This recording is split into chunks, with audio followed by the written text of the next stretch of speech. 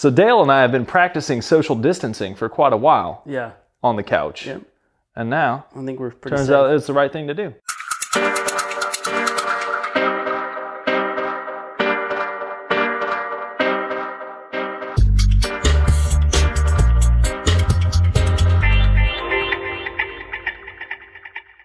What's up, everybody? Welcome to another episode of Coaches on Couches, Being slouches. sponsored by Corona Extra. Took me a long time to get that image. Roughly 23 minutes. Yeah.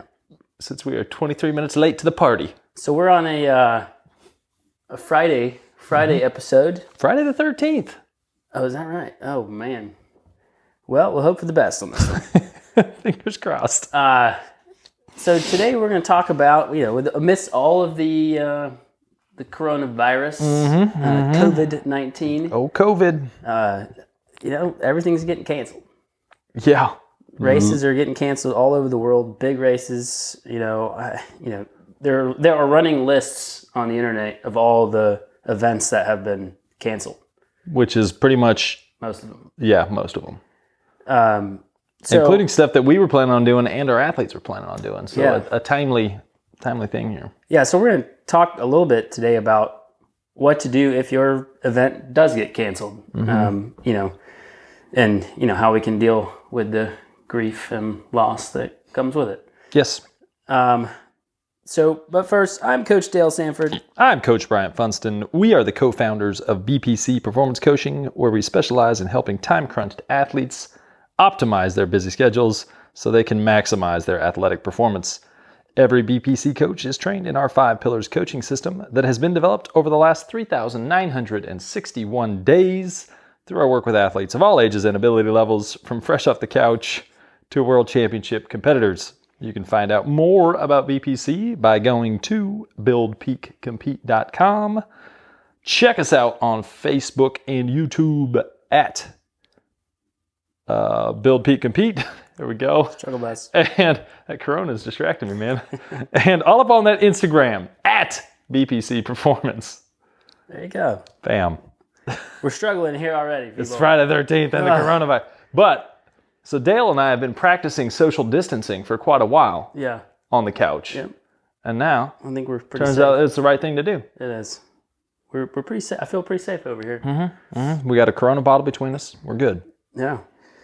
Well, we'll get on with the show here in just a second. A couple little orders of business. We're talking about events that we hope don't get canceled. We're far off in October. Our Memphis 70.3 training group still rocking and rolling. You can still join that. I would say at this point, if you're kind of in that range of where you could, start getting close to being able to finish a sprint triathlon, more than enough time to jump in and get on board with where the group is now. Yep.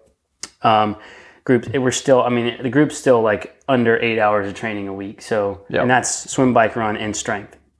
So everything. So great time to jump in on that. We've got a triathlon training camp in the end of April. That is more of a technical skill camp. We're going to be working on everything from, we're going to be open water swimming, as deep as like climbing hills on the bike, hills on the run, running mechanics, swim stroke. We do more with swim stroke this time than we did in our long course camp last fall. So there's only 5 spots left. Yep. We've filled it up pretty quickly, so there's only 5 spots left. So if you're interested in that, jump on it. If you jump on the website, it'll be what, April 25th, 26th, I believe. It's like the 24th through the 26th. 24th through 26th. Friday through Sunday. So that camp's coming up, and then we're also doing a run clinic on March 28th. It'll be an afternoon, Saturday afternoon. We're hoping for good weather, but it'll be our yearly running mechanics workshop. Really popular. We usually get a really good group out there, and and we're gonna find a big field so everyone has a buffer between you and your buddies. Yeah, yeah. We're going to be using a full football field for this. Field and bring your own mask.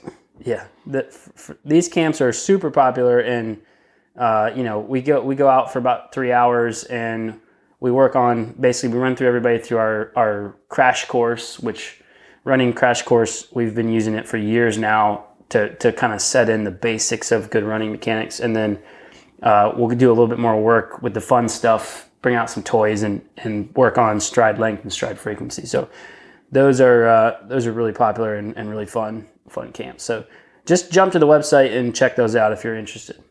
BuildPeakCompete.com. As always.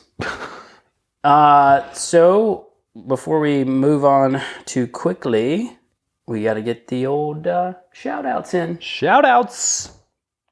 So all coming from Germantown half that happened last weekend. Yeah, it's been a few weeks since we've done a show. Mm-hmm. But to keep it more kind of on par with the date, Germantown half was last week. It's one of our big events. Mm-hmm. And so Michael Orts, Chris Watts, and Drew Plunk all had PR races at Germantown. So good job, fellas. Big days Excellent. for those guys.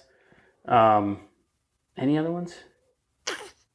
That's it. Race has been canceled, man. Shout at.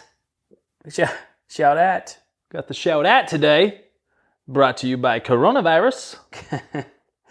COVID-19. You are messing things up for a lot of people. Screwing it up, man.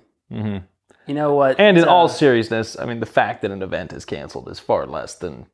We realize the seriousness of people that are dying from the disease. So we're not meaning to brush over that. We're trying to bring a little laughter to a serious situation here. Exactly. One shout out to the Mid-South.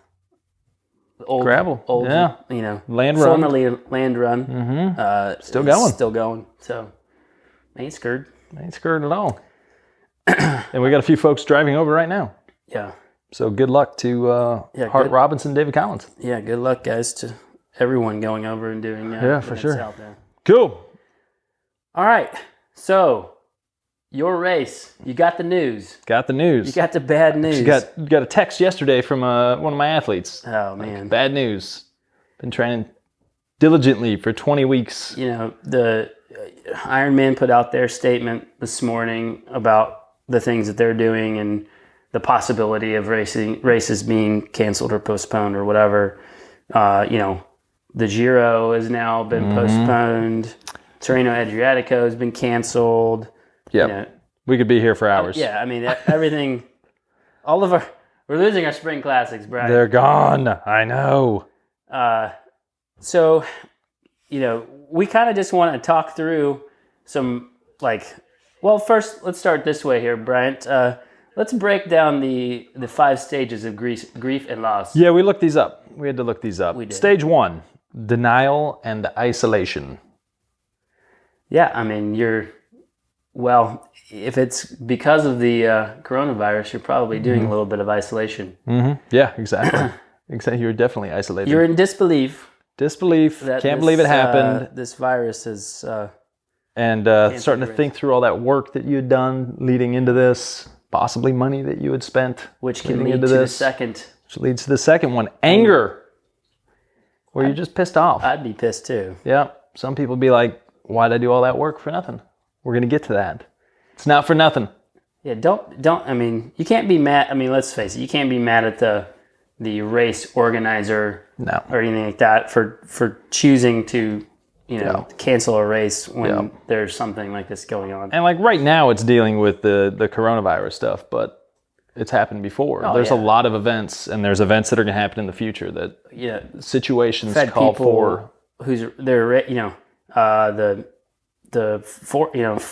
Forest fires in California have canceled races before. St. Jude had to cancel because of the ice. Yeah, I mean, stuff that's pretty much out of your control, completely out of your control. So you can't really be super pissed off about that because you can't, and nothing you can do. Which kind of moves on to the next one. Yeah. Well, not really, but kind of. Bargaining. What did I do wrong? Yeah. What could I have done different? Should I have chosen a different race? Yeah. Yeah, I mean, you get to the point where you're grasping at straws and you're trying to figure out like what to do next.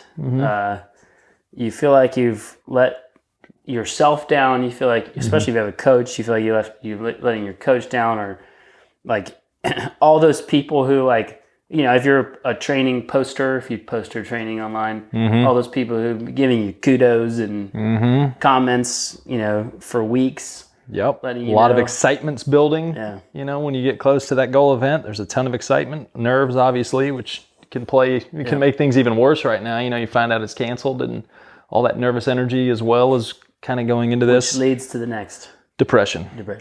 We don't want that to happen. Yeah. So the goal of this is to keep you out of depression. We're trying to take you through all these stages right now, and the last one is acceptance. Yes. I generally just started acceptance. You jump straight to acceptance. Just go there. Right, yeah.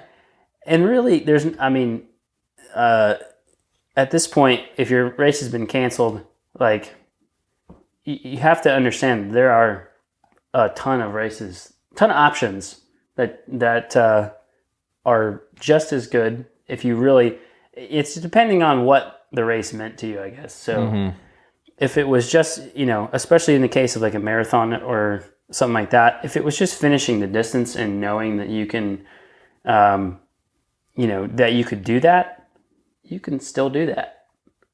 I mean, running 26.2 miles can happen anywhere. On sidewalks. It can happen in your neighborhood. It can happen anywhere. So if you prepared yourself for that, and this is like a big deal in your life, finish it. Finish the drill.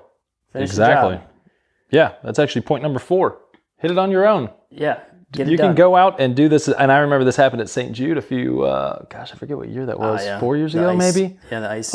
There was a lot of people that were like, I put in the work. I'm ready to go. Let's go do this. And they went out and held their own little impromptu solo jaunt that they did. So they hit it themselves. And even though you aren't going to have the finisher line medal and a lot of the excitement of having fans and everything and all those things you envisioned, it still does put that kind of exclamation point on the end of your that training that you've done. Yeah, I mean, I've had people who've had like half irons get canceled, and they've gone and done it on their own. Yep, I think we call that making lemonade out of lemons. Yeah, I've had, or just need some sugar, or Corona with lime. Corona out of I don't know. I'm getting rid of the Corona, by the way. Corona's gone. All right. But step number 1, so your event just got canceled. You got an email or whatever it may be. Typically, they're going to have information in that email, but check and see whether or not there's a deferral that you can do, refunds, and stuff like that. So a lot of times, especially the harder to get into events or races, check and see if they do have that deferral where you can push it to the following year and still retain your entry spot. This scenario is very tough because this is like one of those uncontrollables that you can't really work around. So, I mean, unfortunately, a lot of races probably won't offer like a refund. Because they've already paid their monies to all the cities, jurisdictions. They've paid the police. They've, you know, all this stuff up front. So, I mean, I would say they'll do their best. Most will do their best on trying to postpone the race if they have to do that, or even offering a deferral to the next year or whatever. But yeah, check those options, because some of them, like some may even let you transfer to another race later in the year. Like one that they may promote as well. So check those options for sure. And then number 2. Yeah, just look for other events.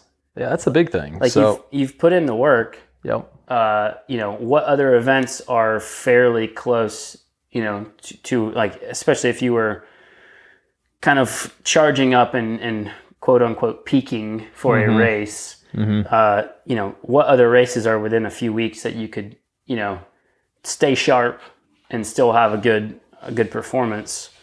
You know, who knows how long this stuff's going to last, and you know, if races are just going to keep getting canceled, but you can always, you know, keep looking for that next opportunity. And we've had this before with, it wasn't even an event getting canceled, but athletes getting hurt or athletes getting sick.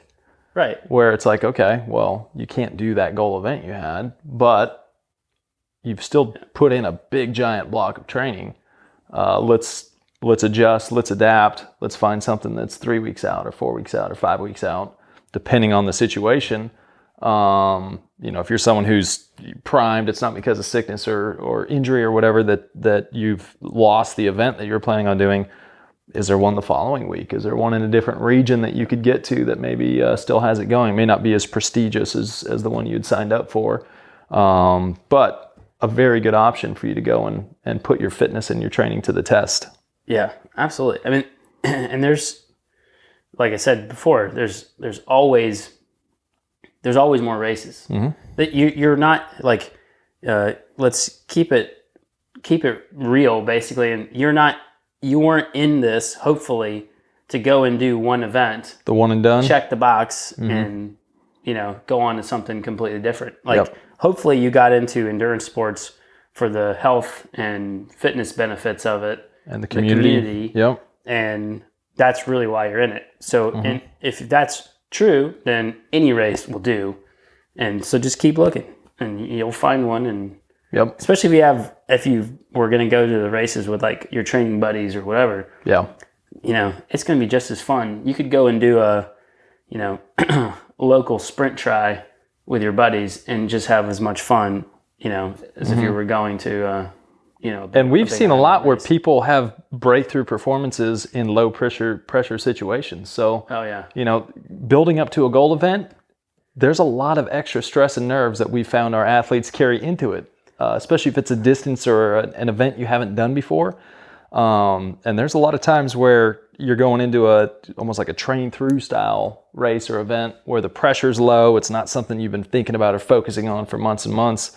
And we've had athletes just totally smash those and have amazing performances. So you put a lot of eggs in the basket when you're doing, you know, like epic long events. And when the pressure's off because that event isn't happening and you go to another one that maybe isn't as prestigious. Just fun. People, you know, come out. I mean, they get that race day fitness comes out of nowhere and they just have a great day because there's no pressure. The anxiety's gone. Exactly. Don't fall off the wagon. I think this is a big one. That's where you have to avoid the number 4 there, the depression. Exactly. And just say, why am I doing this? Why did I do all that time? Why did I train so much? And now I'm not even going to get that result that I was hoping for. And let's be honest, that result wasn't even guaranteed, right? There's a lot of stuff that could have happened on race day to you that you don't know about. So that result was not guaranteed. But the big thing here is, especially if it was a long distance event, you know, rest, recover, almost treat it like you did the event possibly. If you couldn't find another event, for example, rest, recover, and let's pick a new one, you know, 4 months out, 6 months out maybe. If you're wanting to do another bigger distance thing. Start to build over again. I mean, but you've just banked fitness. You've just banked training. You've banked experience. You know what your body's capable of. You know how it's gone through a training block, so to speak.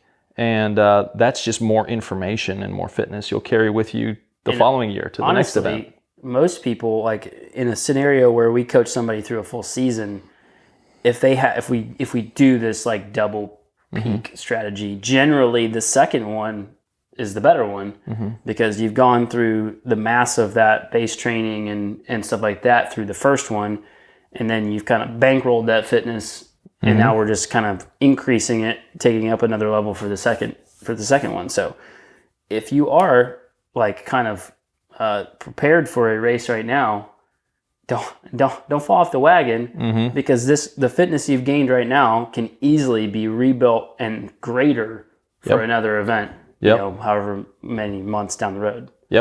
Which kind of leads into the next one, the next point we've got here. And think about the type of train. Well, I guess I'll just say here, are there other events that the training you have been doing would maybe lend itself to you going and doing maybe a different style and maybe a different thing? So maybe you've been training, say it was a 50K that you were training for, and you've been putting in, a lot of volume, or you're training for a 100-mile gravel event. So you're doing a longer event where you've been most likely doing a lot of zone 3 style work. You may be doing a little bit of threshold work, but you've been putting in a lot of volume. Well, now you've just consider that building up a massive base. Now you can pick something that's, 6 weeks, 8 weeks, 12 weeks out, where you sharpen the sword and work some high end, work some intensity, work the stuff that you haven't been working, and bank that base fitness and throw it into a new event. Yeah, I mean, for in a sense of like you were saying, like you're training for something long, marathon, 50K, whatever, 50 mile or 100, whatever. Like that fitness can, the base you've gained from that can easily take you through a build where you can like concentrate the majority of your time now on getting faster, getting speed, power, whatever. Yeah, get away from the long stuff mostly, and instead, put all that energy into going fast. Yeah, and then I've had people do that and come out and either miss a training for a long race and not get there or for whatever reason, and then we're like, okay, well, there's this other shorter one. 5K, 10K, half marathon. 12 weeks out. Yep. Let's just take this base, focus on speed, and have a awesome next race. Yep. I've actually got a couple athletes right now who I've been chatting with. I've been chatting with quite a few folks just the past day and a half or whatever, with things being canceled. And Ouachita was going to be kind of a goal event, end of March, longer mountain bike style event. And on the back burner was going to be doing some of the local crit racing. Two totally different or quite a bit different things, right? Disciplines, yeah. But we're like, okay, you've been putting in the work, you've been training hard for Ouachita, so let's take that endurance, that fatigue resistance, that threshold building that we've done. Let's start putting in some higher intensity stuff, work on some shorter burst stuff, and we're going to focus now, instead of it being on this mountain bike event, it's going to be 3 weeks later focusing on crit racing. Yeah, I love forcing.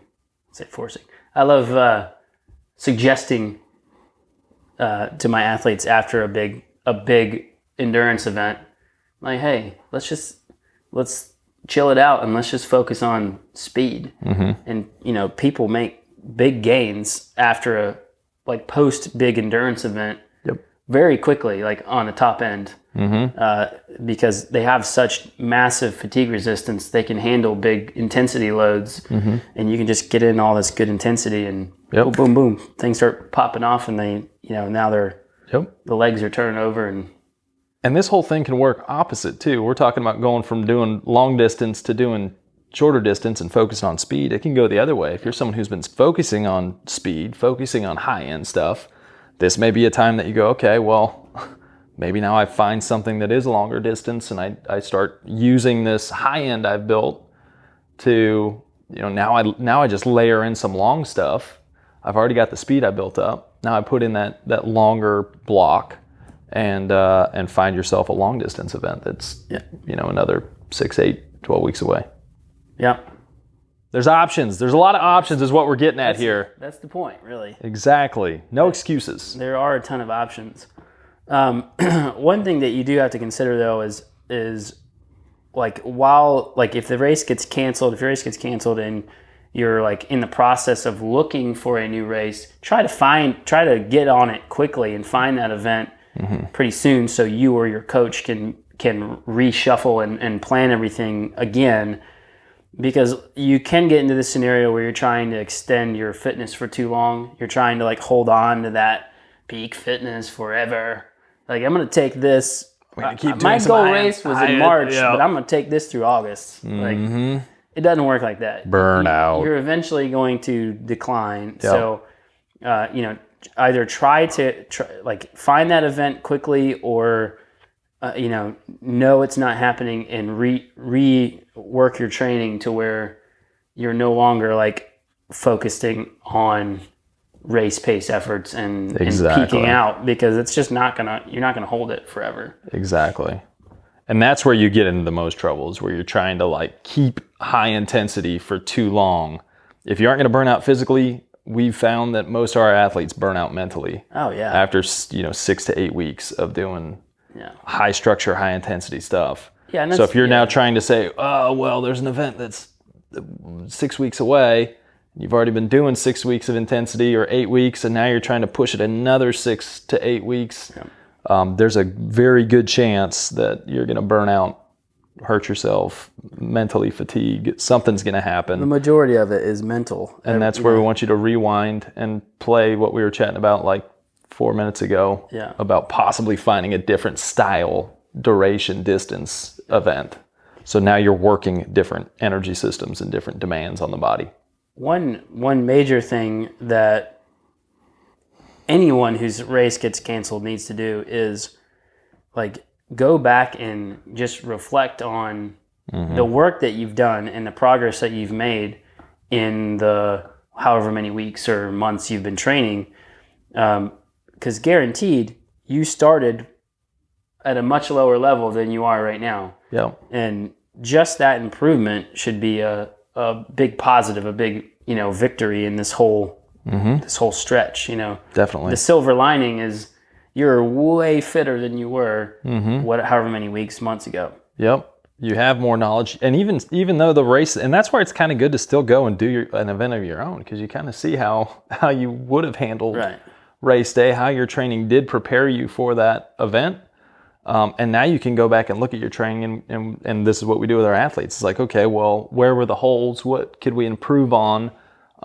We took you through this big training block leading up into, a peak or a taper, or whatever it may be, depending on the athlete. And let's see how it works, or how it did or did not work, what we need to tweak, how your nutrition was. You get a lot of information from all of that training that you did. And we know there's going to be another race in the future, so we want to be able to apply that. Yeah, doing the final execution of what you were intending to do anyways brings, like, the experience of it brings more information in. I thought you were going to say brings closure. Brings closure to your grief and loss. No, it brings a lot more information in that you or a coach or somebody can use for the next one. Mm-hmm. If you never get out there, especially in the case of an endurance event where the event itself is far longer than you ever trained, those are the things where you find out the little tweaks that you need to make in your nutrition, your hydration, your pacing, everything. Like you figure it out, and if you just never do that event, you lose a lot out of not having that experience. Yep, for sure. So, that it? That's kind of it. Number 8, there will be other races. Be happy to have your health. I mean, at the end of the day, things happen that are out of your control, and there's no point in you stressing or getting upset about something that you can't impact. Yeah. You'd probably feel pretty dumb if you, forced yourself to go to an event and then ended up getting sick. Yeah. Yeah. So be happy you're healthy. Be happy you have the ability to train. Be happy you have the ability to find a new race. And make limes to put in your Corona. Sip it on the beach. All right, folks. We appreciate you hanging out, listening, watching. We will catch you guys next time. Peace.